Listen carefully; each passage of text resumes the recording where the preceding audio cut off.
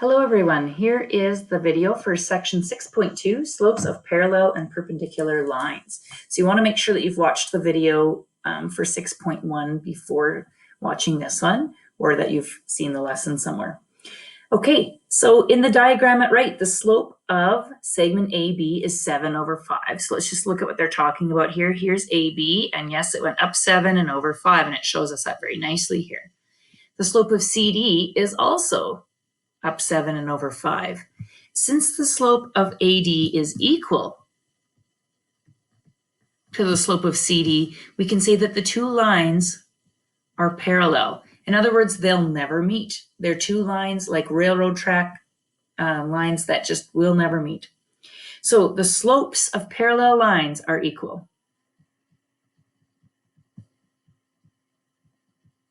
And that is a very important key concept from this section.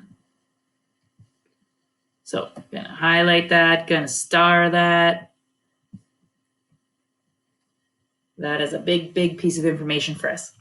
Okay, so example 1, identifying parallel lines. So GH passes through point G, which is at -4, 2. So let's go ahead and label that 1, 2, 3, 4. So 4 to the left and 2 up.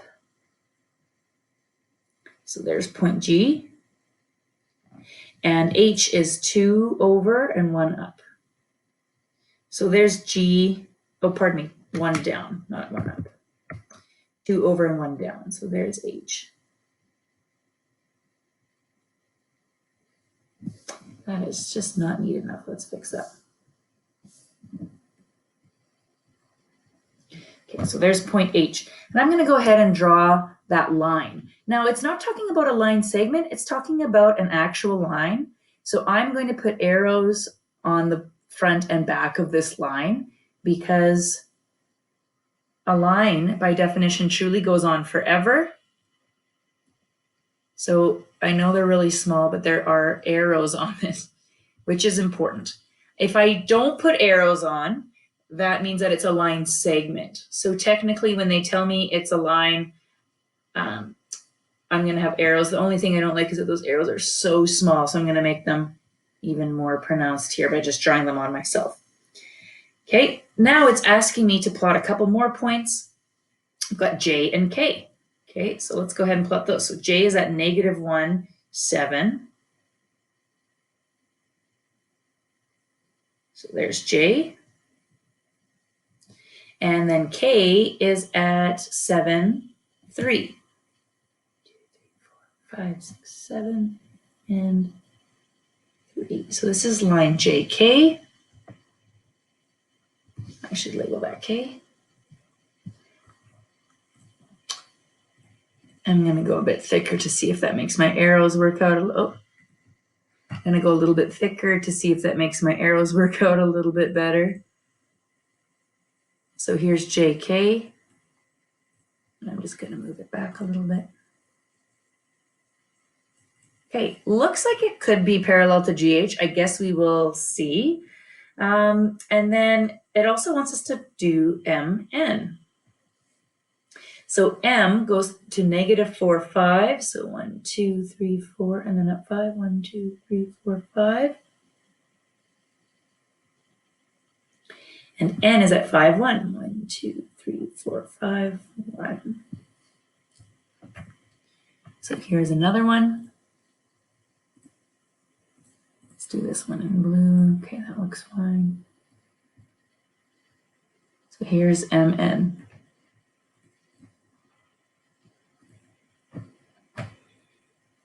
You can kind of see the arrows on there, so I won't redraw them. I'll just go with what's on my line. I didn't label the N, so let's do that. So there is line MN. Now, they kind of look like they might be parallel, but then they kind of look a little bit wonky, like maybe they aren't. And the other thing is, who knows how accurate my line was when I clicked the mouse and drew it. Did I go right through the middle of points? Not exactly. I was a little bit sloppy on some of them. So the only way to truly tell for sure is to actually do a calculation of each slope. So I'm going to go ahead and find the slope of GH first, because that was the first one. Then I'm going to kind of do 3 columns of work here. Then I'm going to find the slope of JK. And then I'm going to find the slope of MN. So GH, the slope is going to be rise over run, which is y2 minus y1 over x2 minus x1. So here's my y's. So I'm going to go at 2 minus negative 1. So those are my y values. And then I'm going to go negative 4 minus 2 as my x values. And I get 3 over negative 6, which is negative 1 over 2 altogether. Okay, let's take a look at JK, the next one that I did. So my y values here are 7 and 3. Again, I'm just going to write out my formula one more time just to get in that habit of always showing that. So I have 7 minus 3, and then I just have to make sure I go in the same order. So I'm not going to go 7 minus negative 1 now. I have to go negative 1 minus 7 because I started with J and then subtracted K. And I have to do that with the X values as well. And so I get 4 over negative 8, which is negative 1 over 2 when I reduce it. So far, these are the same. So they do have the same slope. Let's check out MN. This is the one we're maybe a little bit suspicious of. Maybe it looks a little bit crooked compared to the other ones. And my same formula. So this time I'm going to go 5 minus 1 on the top and negative 4 minus 5 on the bottom. And I get 4 over negative 9, which is not equal to the other slopes. So this one is not parallel, but these ones are parallel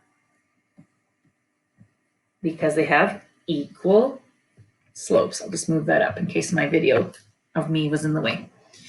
Okay, so we can prove through our calculations that GH and JK are parallel lines and that MN is not parallel.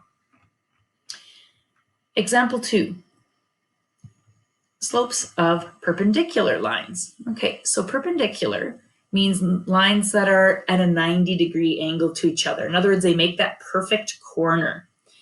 So lines AB and CD are perpendicular because they form a 90-degree angle. So if I look here, I can see the 90-degree angle in the diagram. Therefore, I know I'm being told that these lines are perpendicular.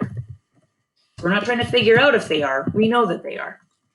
And what we're going to do is see what the relationship is between their slopes. We know for sure their slopes are not going to be equal because if the slopes were equal, they'd be parallel. So we have to see what kind of relationship will perpendicular lines have. So let's go ahead and figure out the slope of AB. So here's line AB. And on line AB, they're already telling us a rise and a run, a rise of 4 and a run of 3. So slope is rise over run. In this case, it's a rise of 4 and a run of 3. So that's my slope for AB. Now let's find the slope for CD.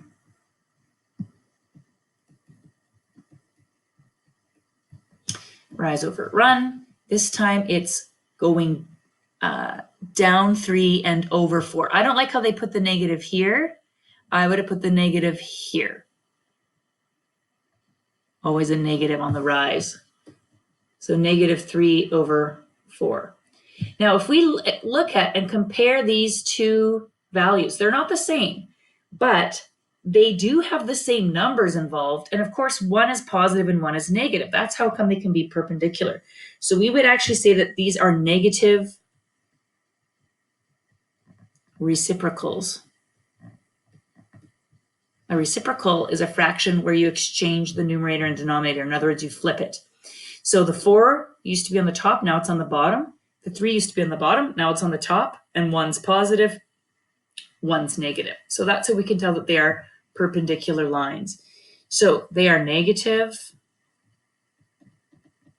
reciprocals. That's the mathematical way of saying it.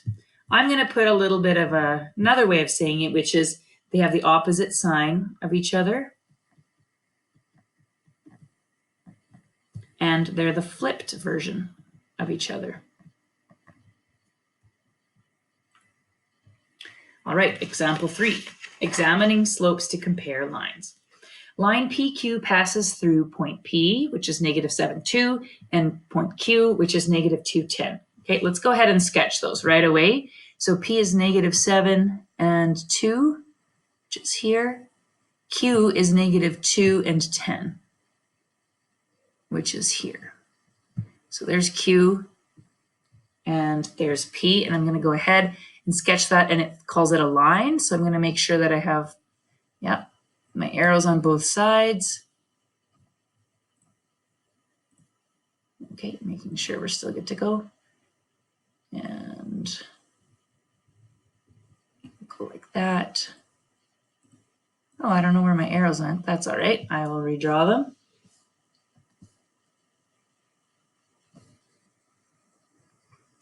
So there's PQ, and then we're asked to sketch RS. So R is at negative 3, negative 4, and S is at 5, 1. And I'm going to go ahead and sketch those, that line as well.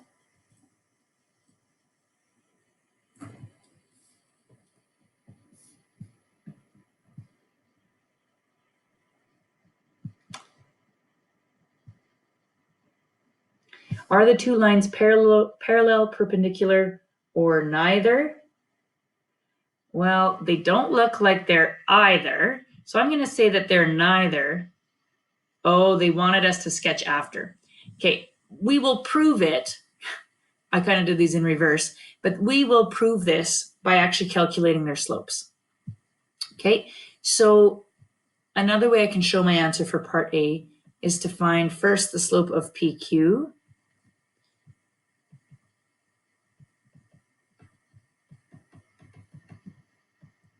So that's 2 minus 10 over negative 7 minus negative 2. 2 minus 10 is negative 8, and that gives me negative 5. So this becomes 8 over 5. To find the slope of RS, same kind of calculation, y2 minus y1 all over x2 minus x1. So negative 4 minus 1 over negative 3 minus negative 5. Pardon me, negative 3 minus 5. That gives me negative 5 over negative 8, which is 5/8. Now, what's interesting is if you look at these two slopes, they're reciprocals, but they're not negative reciprocals. So reciprocals alone is not enough to give any kind of relationship of being perpendicular, and therefore they're not negative reciprocals, so they are neither. So the slopes are not equal, and they are not negative reciprocals.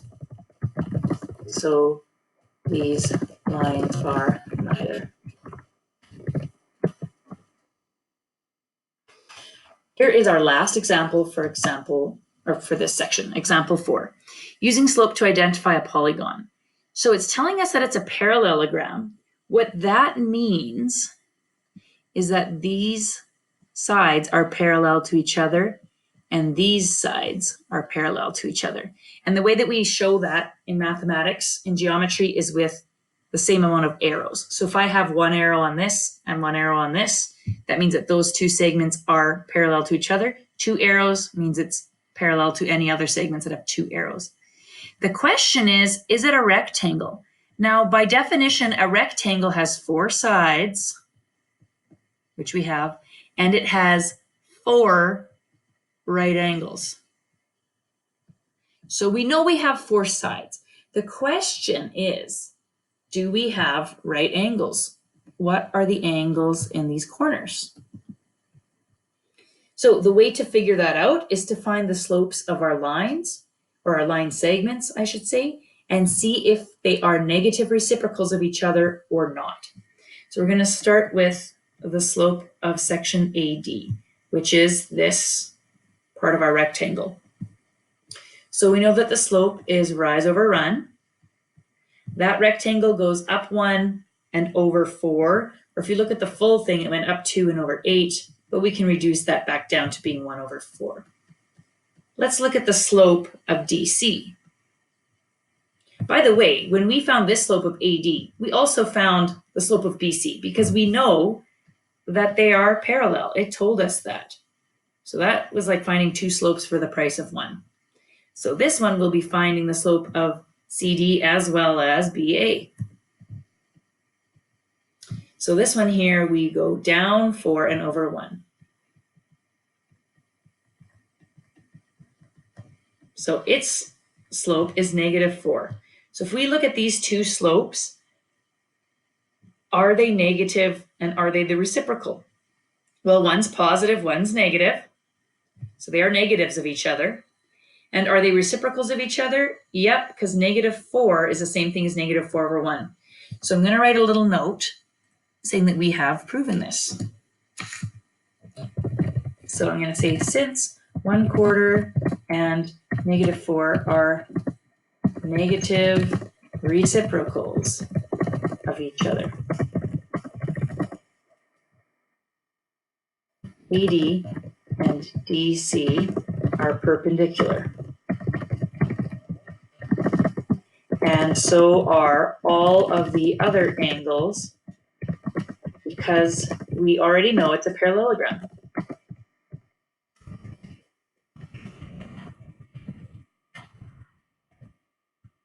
Parallelogram, there we go.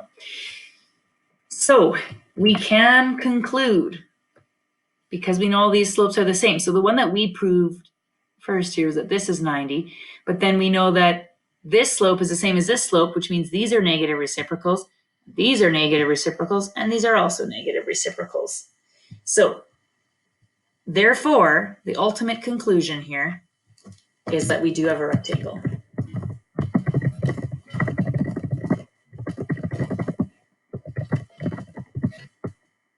So at first glance, it probably looked like it was a rectangle, but to be 100% certain that we had perfect parallelness or perfectly perpendicular lines, we have to do the slope calculation. All right, that brings us to the end of section 6.2, slopes of parallel and perpendicular lines. So now you should be able to do the 6.2 assignment from the textbook. Thank you for tuning in and have a wonderful rest of your day.